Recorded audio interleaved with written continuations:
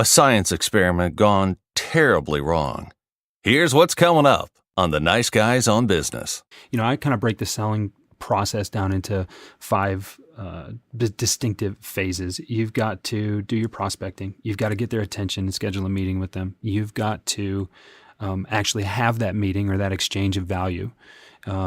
And you've got to obtain their commitment to move forward in the process. And then ultimately, the 5th step is delivering on your promise. And when you break it down like that, and those steps are vague, right? And there's a lot of ways that you can dig in there. But now all of a sudden, you've got this perspective. You've got this scope that there's more to this than just knocking on a door, twisting someone's arm, and walking out with a credit card number. AIDA. Attention, interest, decision, action. Attention. Do I have your attention? Interest. Are you interested? I know you are, because it's fuck or walk. You close or you hit the bricks. Decision. Have you made your decision for Christ? And action. Listen to the Nice Guys on Business. Cinderella story. Out of nowhere, former groundskeepers about to be the Masters champions. Need an education on how to grow your business? The Nice Guys are here to help. Learn about great customer service, networking, and how just being nice can help you prosper. Now, here are your hosts, Doug Sandler and Strickland Bonner. Welcome back, Funkin' fans. My name is Strickland Bonner. On the other side of the microphone, Mr. Doug Sandler. And today we are going to have you rethink the way you sell. Jeff Bajorek, what a great guy to have on the show. Introduced to him by did we introduce ourselves? Do you do that? I just did it. Sorry, I was busy. I was busy. It's been a long week. It's only Wednesday. Rethinkthewayousell.com, the why and the buy, because you are always in sales. Everybody is in sales, whether you know it or not. Yeah, well, anytime that Jeffrey Gittimer picks up the phone and says, "Hey, Doug, can you, I need you to take a close look at Jeff Bajorek, and I think he would be a really good fit for your show." So ultimately, what's the response that's going to come out of my mouth? Oh, well, of course. He actually has a blog post. Yeah. His blog post number 32, how to suck less in sales lessons. That's a good start, right? I mean, I like that already. How to suck less, right? Yeah. And sales lessons from Caddyshack. It's got to be good. And you know what intro is going to be on the show today. Oh, yeah. It's the Cinderella story. He's standing on the 18th green. He's come a long way. The rain's coming down now. He's in the hole. He's a heavy hitter.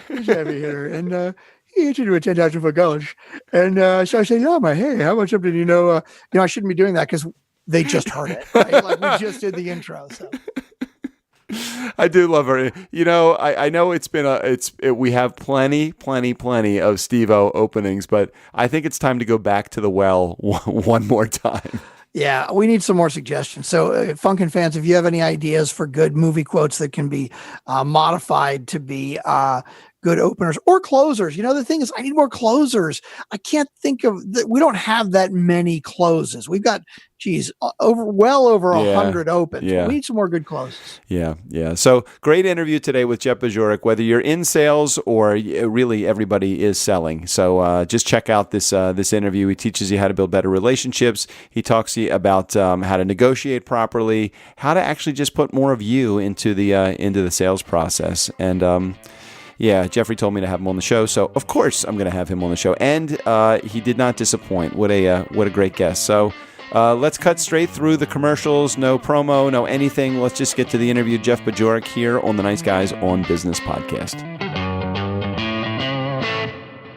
Selling, negotiating, confidence, they don't all have to be dirty words. I mean, well, many of them are dirty words, but they don't have to be, nor do they have to be a way to manipulate prospects into buying stuff that you're selling. We all sell. Some of you a bit more strong-armed and others maybe a bit softer in their approach, kind of like me, the wimp in the group.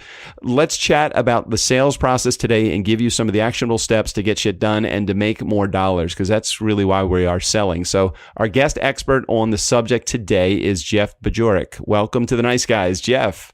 Oh, it's good to be here, Doug. There's not too many places I can wear a tutu anymore. Oh, that's awesome. Wait a minute. Hold on a second. Let me get the bell out for that one. Holy shit. Well, you didn't tell me any of this in a pre-interview. Listen, some things need to be kept sacred, right? I cannot believe it. I've never had a guest come on the show and start the interview that way. This has got to, and Jeff, just keep in mind, we've done almost 500 episodes, 1 million downloads of our show. I mean, I will remember this episode for the rest of my life. I mean, even great fans like Lou Diamond, who's a fan and a client of ours, it took him, I had to ask the question, what would be the dress code? You went into it immediately. Wow. I'm impressed. I really am impressed. You got to start off on the right foot, right? It's a salesmanship 101. Know your customer. Know your customer. Oh, man. All right. So let's get into it, Jeff. Anyone that's sold and closed repeatedly is considered themselves, they really do consider themselves an expert. So what is it that makes you an expert on this subject? But you may not even have to answer that. I think you just did. Well, I mean, it's funny when you just become a student of your craft and you notice that you're doing things that other people are not doing, and you notice that there might be some truth to the way you approach it in the way that it's different. If you just pay attention, I think self-awareness is one of those things that I think is underrated when it comes to selling, when it comes to business. I mean, can you really think in real time? Can you hear yourself talking? Are you willing to, after a sales call, go back and replay it in your head and really then have enough, be vulnerable enough, if not just with yourself, then with someone else who you may be going on calls with, to sit down and say, all right, what happened? Why didn't that go the way that we wanted it to? What went really well that we need to reinforce the next time? And the thing about this game is that you can't just stick to a script and then go with it and just trust the script all the time. You've got to be able to think on your feet. And so I think when you start to recognize that you're doing things a little bit differently, far be it from me to call myself an expert. I'll thank you for calling me an expert. I think you just need to be able to approach it on a regular basis and just continue to learn. When did you realize that this was something that you thought that you kind of had it down? Because until you said what you just said, you really don't think about it a lot. It's like almost like any profession. As a podcast professional, when people come on my show and we interview them, you get so caught up in the asking and thinking about the questions that you're going to ask them, you don't really have a chance to listen to the answer. You know what? I mean, as a podcaster, and we'll talk about this in a minute yourself, I know that that's something that you probably can relate to. But as a selling expert and as an expert in business, so many of the things that we do, we're getting so caught up in the moment that we can't think clearly enough. And so how do you get to that point where you begin to think clearly when you're in the moment? Wow. There's so many ways to answer that question. I think the first way is to be confident enough in your own skills and your own ability that you don't have to think 3 steps ahead, that you can really be present and in the moment. Because, and from a podcast standpoint, and I know we'll talk about the podcast in a minute, but I mean, how many times when you first started, did you have scripted questions or things that you wanted to make sure you hit on so that you could keep the thing going in the right direction and you didn't lose track too much? And then once you find your feet a little bit, those things get thrown out the window because you focus more on listening, you focus more on empathy, understanding where that person is coming from, and then making a real-time decision based out of your genuine interest. Now, if I'm a sales guy and I'm walking in and I'm brand new and I've got 3 questions that I want to ask, and they're all very carefully planned and thought out and in succession, what happens when you get an answer you're not expecting? Well, that's, it's funny. My dad always used to say to me, he said, I followed my script, but the prospect didn't follow his. There's no fucking script. That's the part that we all are challenged with. Yeah. And so you have to really be able to be in the moment, and you have to be confident enough in your own skills to be in the moment. And you've got to kind of welcome those questions or those responses that catch you off guard. I call that getting punched in the face. And, it's funny. There's a lot of sales guys out there, a lot of people in business who used to sell more than they do now. And they forgot what it's like to get punched in the face. And there are a lot of people listening right now who are brand new to selling, don't know where the hell to start, and they're afraid of getting punched in the face.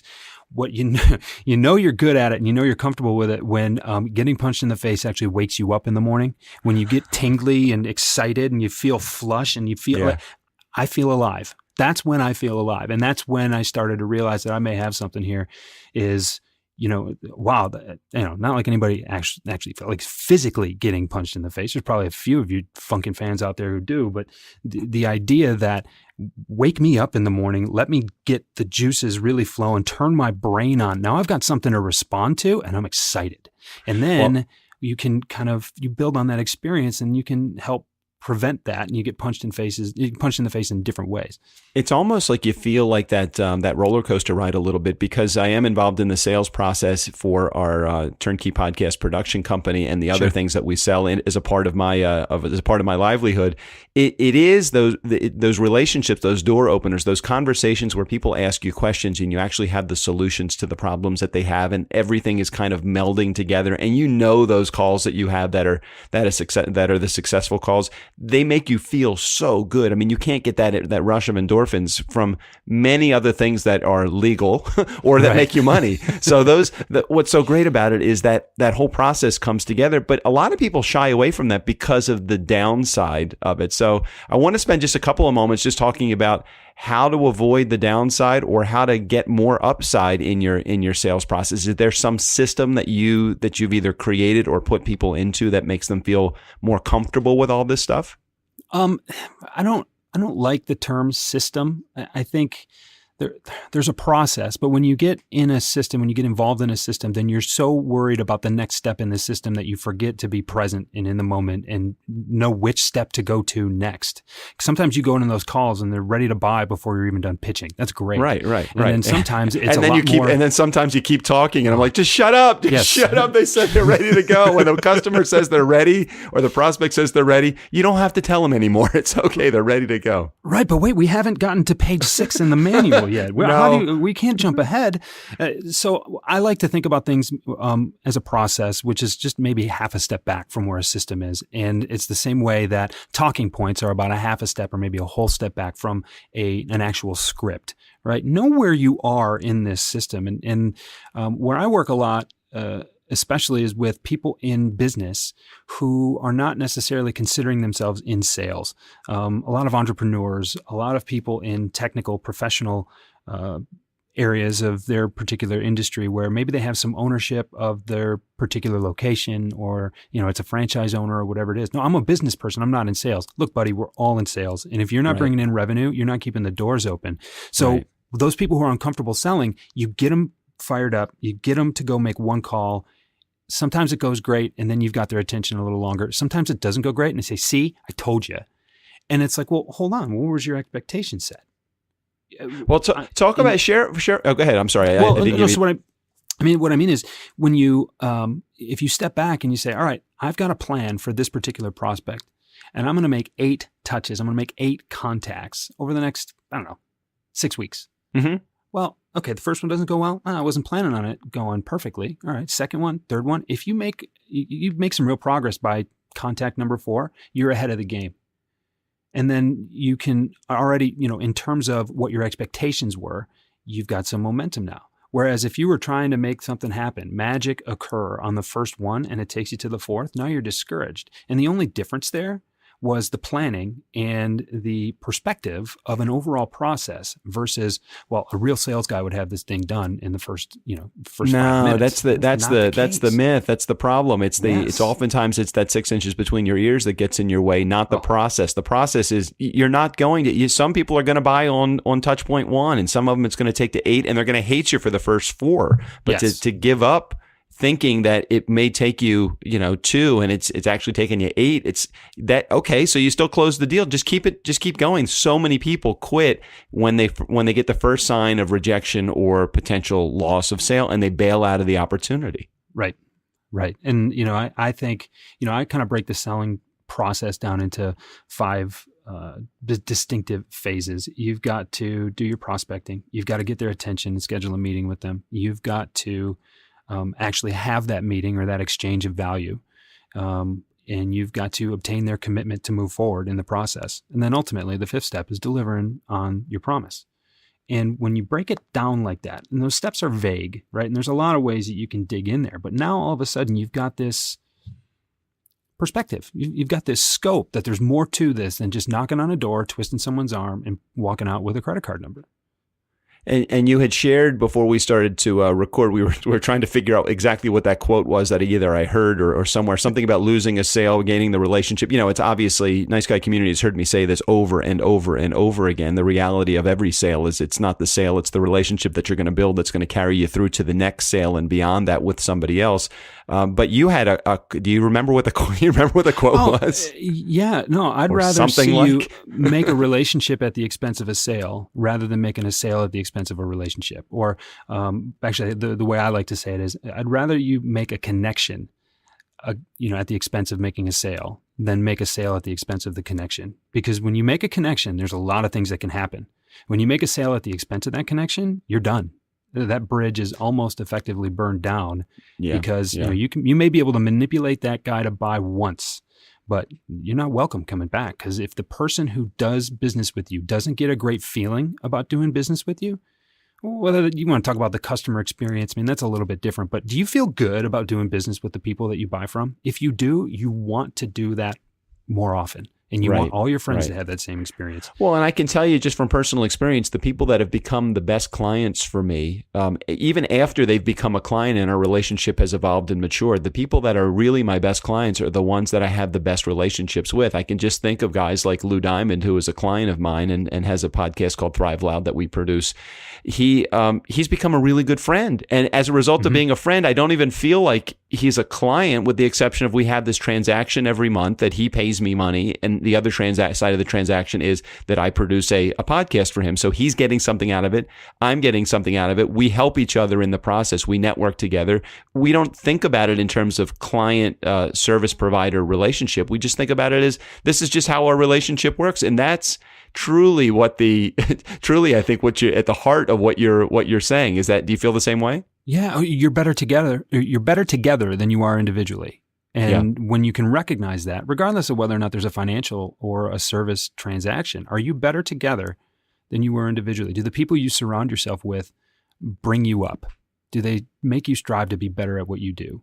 And, you want to be doing business with those people. And what happens is you look for other people, as a customer, you look for other people who want to be made better the same way this person is making you better. And that's how real bonds and real relationships and, people talk about tribes and societies, you talk about Harley Davidson. There's a tribe among Harley owners and there's a tribe among CrossFitters. And, if you're in, you better be in. And we don't like posers around here, right? You don't like fakes, the tribe gets strengthened along those lines. And, you and Lou are the basis of a tribe that you're building around yourselves. And that, at the foundation of it, this is great. You guys both get to make a living in the way that you do business with each other. And you have that relationship too. Not all of your friends are going to be great customers. Not all of your customers are going to be great friends. But when you can find that combination, that's the stuff that you need to pay attention to, right? When that magic is there, that's what you want to be aware of. I was so surprised when in our earlier call or earlier conversation, you were chatting with me and you happened to mention that your background is more technical than it is relationship based. And for me, it's just it's so counter what I would think about you. I would think that you totally have a relationship based background, maybe even a selling background, but it's not that way. And then I started watching some of your YouTube videos. I love the channel that you have, and I love the fact that these are really short, really easy to read. Or really easy to watch videos. Nice Guy Community. We'll make sure we put in the show notes at least the name of the YouTube channel, if not the link itself. But what was the motivation behind putting it on camera as opposed to? And again, we'll talk about your podcast in a second. But about putting it on video, because you seem extremely comfortable in front of the camera. Thank you. I got a funny story about my comfort level that I'll get into after I tell you why I started doing it. But it's been a couple of years now, and you start seeing the trends and you see how engaging video is. And it's like, I should probably have a presence on YouTube somewhere. Google owns YouTube, and YouTube is now the second largest search engine in the world. So I heard that. I just heard that yesterday. The interview that I did, let's see, I forget this day that this one's coming up, but the whoever I just interviewed just said the same thing. I was like blown away. I'm like, you're kidding me? YouTube, really? Yeah, it's more than just cat videos and animal memes, Doug. Are you sure? Well, sometimes I'm not so sure, but so it struck me as something that I should probably start taking part in. And So I sat down and started doing it. Now, what was really interesting, you talk about my comfort level. Thank you. I started by trying to memorize talking points. And that was hard because you don't want to look away from the camera. And then, again, it's this scripted kind of thing. Right. And then I invested in a teleprompter because you can do that a lot more inexpensively than you used to be able to. So I had this teleprompter. And so my wife is looking at him one day and she says, Jeff, I know you wrote that. And I know that's you looking at the camera. She said, I love you, but I would not date that guy that's on YouTube right now. And I said, huh? What? And she's like, that's not the Jeff that I see every day. That's not the Jeff that I eat dinner with. That's not Jeff that I raise kids with.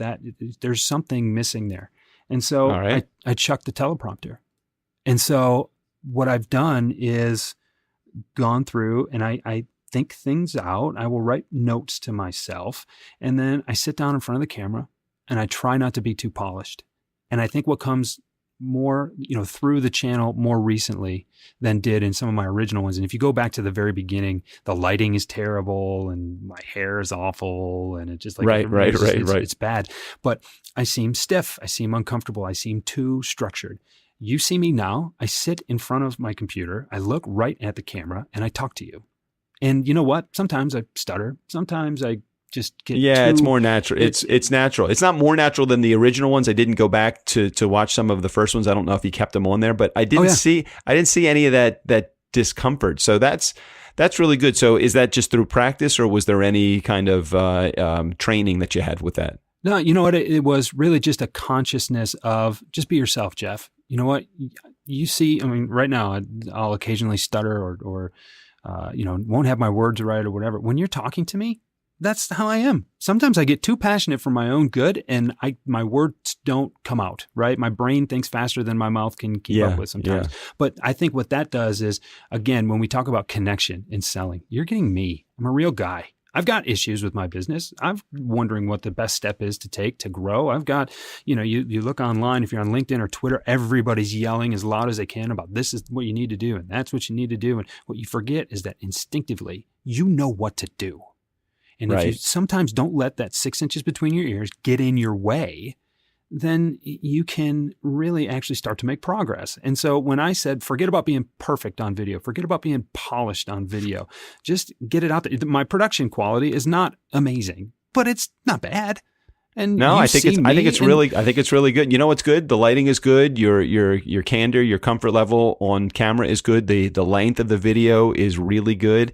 We all can't afford to have the $500,000 studio like Gittimer has. You know that, right? This is true. I was down there, and I think you came down to Charlotte a couple of weeks after I did, as I think you mentioned, and it was amazing. I was doing some videos with Jeffrey Gittimer, and it's just amazing how comfortable that guy is in front of the camera. And, he could go from one mood to complete mood swing on camera to be like, where was that guy when I was eating lunch with him? Because that guy wasn't the one I ate lunch with just a minute ago. It was really cool. That's 20 years of practice and polish and just getting it right. And I think he will tell you that being on video helped him to become a better speaker.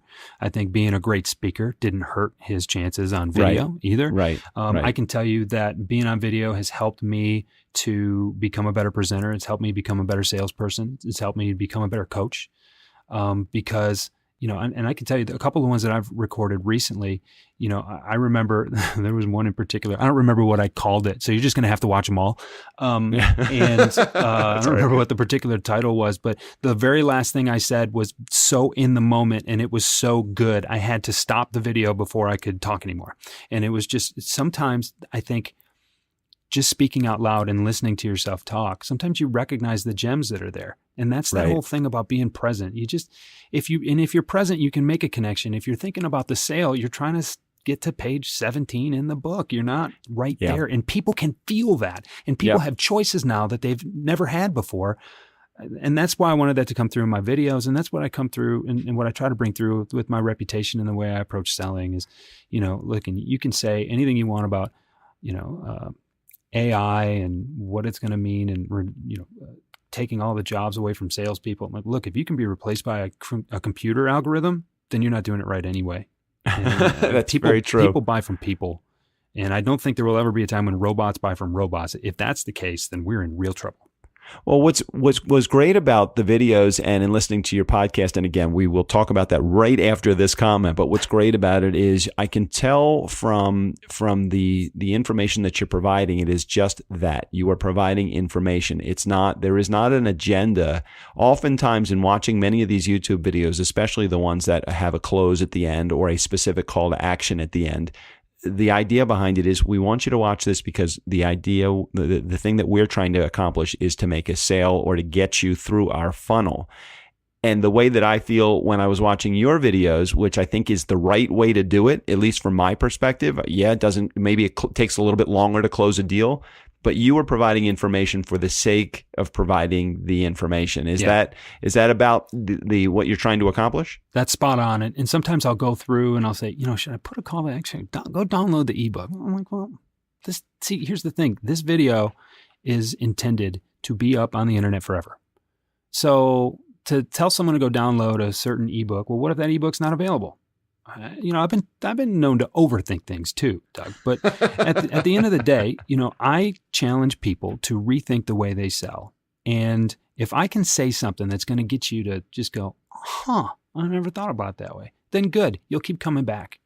And that's what I want. Because here's the thing, it takes the same amount of effort for me to have a video that is watched 10 times than it does to have a video that's watched 10,000 times. So I'm not worried about, do I have to maximize my calls to action to get right. Look, I'm out here and I've got things to say, and I think I say them differently than some people do, and I think my approach is a lot different than a lot of people's. And I think that ultimately, if I can create an attraction around the way I approach things, well, on a long enough timeline, that's going to work out really well for me. So far, we're off to a good start. The podcast is called The Why and the Buy, and Jeff hosts it with Christy Walters. And if you haven't had a chance or you don't know of this podcast, I would encourage you. Fairly new in the process of, you had about a year, is that right? About a year, a little less than a year? We started in January of 2017. So right now I think we just recorded our 45th episode. We release weekly. We started with like 4 right out of the gate. We gave people a handful of things to listen to right away in January, but we're doing things weekly. We're thinking about increasing that frequency a little bit because we're starting to find out, once again, being fairly self-aware, that we have a lot of fun doing it and people like it. I'd say it is great. People tell us we're pretty good at it. So, kind of listen to what you guys are. What's nice about it is you guys have some good chemistry together. And I think, what did you say? You guys are half a country away from each other. Strick and I are only 40 miles away from each other. At least we can sense we're in the same state. But right. That's really good. What's great about the podcast is it not only is Christy and Jeff talking about sales strategies and process over systems. They have experts that come on. Jeffrey Gittimer was on your show early on in there, and you have a number of other great professionals. And you ask them the questions from your perspective, and I love that because you do get involved more in the relationship side of things, about understanding how the sales process works, about how to close deals, about how to identify and build relationships. All of the things that you really need in order to be successful at selling. So well done on your podcast. Well, thank you. Christy and I actually met through a workshop that we did with Jeffrey, and, both very early on in our businesses. And we started we were not really coaching each other, but we had about a monthly call and just, hey, how are things doing? How are things going? What are you up to? What are you doing? And then we said, literally thinking out loud, we're like, we're not the only ones having these conversations. We're not the only ones starting a small business. We're not the only ones in sales. We should probably record these conversations. Maybe we'll share them and other people will like them. Hey, we should do a podcast. And that's kind of what it turned into. And then it took us probably 6 months to kind of really get everything together and going. And then we just kind of found our rhythm and found our flow. And we have a blast doing it. But we both kind of take that approach of, this is how we think about things. And so there's other people thinking about things too. So let's just put that out there. There aren't a lot of specific calls to action. There aren't a lot of, here are the details, do this, then do this, then do this, then do this. It's, have you thought about it this way? Have you thought about why you do what you do? When I talk about prospecting, it's like, what do you do that nobody else does, first and foremost? Yeah. And why is that valuable and why does that matter? And people are like, wait a second. well, huh? I thought you were going to talk about prospecting. I said, I am. If you don't know this, it doesn't matter if you even pick up the phone yet. If you don't know where what you're saying is coming from, then you're going to have a hard time moving forward. And that's just kind of the extended, range view and perspective that we both take. And it's fun. It's fun to find someone who thinks about it. It's kind of scary to think that there's someone out there who thinks about it like I do, but yeah, great podcast. It's called The Why and the Buy, and it's available on iTunes, whatever the fuck that is, because we can't seem to get any downloads on iTunes, but we have 1 million downloads on Overcast. We have no idea why we're there, but we're happy to have a home somewhere that's doing well by us. So and we enjoy having it. Apparently, we need to be on Overcast too. I don't think we're there. We took, it's funny, Doug. We took this online course that said, here, put these here, and here, and so we just publish it, and it goes and. You are pretty familiar with this. I mean, it's very hard to track where people are coming from in terms of podcasts. You know how many downloads you have. You know how many subscribers you have? No. You know where they are. Well, the IP address may tell you there's some people in, Barbados downloading it. Well, we know where they're coming from. We just don't know what platform. Well, I guess we even know what platform they're listening on. There's many things that we would like to know more of when it comes to what part of the episodes that they're listening to. How long are they staying in? Are these people? Are they bots? We have no idea who's listening to our podcast. But it almost doesn't matter. The fact that we're putting it out there makes us the auto expert in the world of networking and building relationships. So I'm okay with this as well. And it seems to be the hub by which most of our business comes, through the production company, through my speaking business, my book sales, my online training. All of that, fortunately, is now that we're at 5 days a week, I can blame it all on the podcast now. So, well, you do a great job with it. You and Strick both. I mean, it's just this, it's very, very natural. And you bring people on and you've got your interviews and you bring your guests and you ask insightful questions. You have very good conversations. And then what's really nice, and this is why I think it works, at least this is what resonates with me. There are those episodes where it's just you and Strick shooting the shit. And it literally feels like we're sitting down, having a drink together. I'm eavesdropping on your conversation. Hey, we need more peanuts over here, please. I mean, like can we get another round? We don't want to do shots. All right, bring a round of shots. You really feel connected that way. Good. And good. Well, we did it. Your audience feels emotionally connected, and they feel like you guys are buddies, and then they like to tune in. That's the thing. I mean, there's some podcasts out there where it's like, wow, this is really good information. I wish it didn't suck so much. that's true. Not you guys. I've listened to a number of those, and thank you, Jeff. That's very kind of you to say all of those nice things. Jeff's book is available. His ebook, it is available, called rethinkthewayyouSell.com, or that's the web address. We'll put the link in the show notes. Cool. Is it just called Rethink the Way You Sell? I guess that's what it's called. Rethink the Way You Sell. That's my branding. That's also the name of the ebook. It's Rethink the Way You Sell. It's a guide to owning your sales process. And so I kind of approach it along every step of the sales process, give you some things to think about, some things to chew on. The response to it has been really great. I mean, of course I look at it, I'm like, okay, I'll do it better next time. Right. I'm pretty self-critical, but the people that are reading it are taking a lot from it. And it's concepts. Again, it's going to it'll change the way you approach the tactics and the techniques that you're already using. And we spoke about this before I hit record. When is the real book coming out? Let's see if we can push you a little bit on this. When do you? Because you have enough. I mean, I'm looking at all of your blogs on your site. I'm like, shit, man, you have the content already. I see your online profile. I see a lot of the stuff that you do, your posts. You have the content. Now, don't tell me it's just the time. Are you going to tell me it's just the time? Doug, I got to run. I'm really sorry. All out of time. Oh, man. wait, is it that time already? Coming soon. No, I need to sit down and really dedicate myself to writing on a regular basis. And that is a discipline more than it's a talent. And that is something like a lot of people, I run the business and I've got clients and I've got a marketing plan and I've got sales to make and prospecting to do. And you know what? My wife and my kids still like me. And so I like that. I'm probably, we're in September right now. I'm a very avid golfer, and this is the best time of year to golf. So if you give me a choice between sitting behind a computer, thinking, and then writing, or I can squeeze 9 holes in before the kids come home from school because it's 70 degrees and beautiful today, I can tell you that choice is not difficult. So once the well, weather you're in turns you're a in little bit- Detroit. You're in Detroit, right? Yeah. So by Detroit Thanksgiving. somewhere between, I would say, after Thanksgiving and before April, you probably have I hired a book coach, and his name is Rob Jollis, and what Rob told me is you got to write 10 pages a week for the next 20 weeks, and I'm like, Yeah. I can do that, because it came down basically to a page and a half a day, which was about 900 words, Right. and that was like a simple process, talk about processes versus systems. I mean, it was a simple process for me to go through. Is I went into Starbucks pretty much every day for 20 weeks, and I put these 10 pages together, and, on the other side of it came a book. And I'm thinking, looking at your content, I'm thinking, you already have the majority of your book written. So just fucking do it.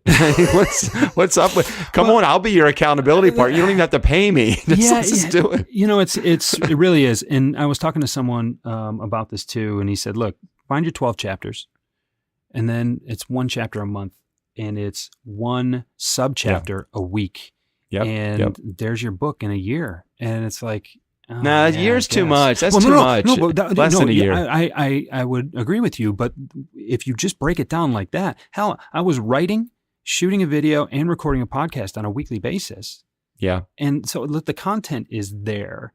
Some of it is my own self-criticism. And like we did talk before, it's like, for me to go back and review my stuff, I'd have to go back and review my stuff. And I'm way better now than I was when I started. Yeah. And I don't want to revisit that. Some of that is my own ego. It doesn't even have to be, I'm not saying this in a negative way to the public, but it doesn't even have to be that good. I mean, it can be, you can be a 20% writer of this book and an 80% marketer of this book. And as well as I do that the book is going to do well. I mean, Don't tell me that Tim Ferriss is an amazing writer. I mean, that's not his thing. He has a great process, a great system that he put into place.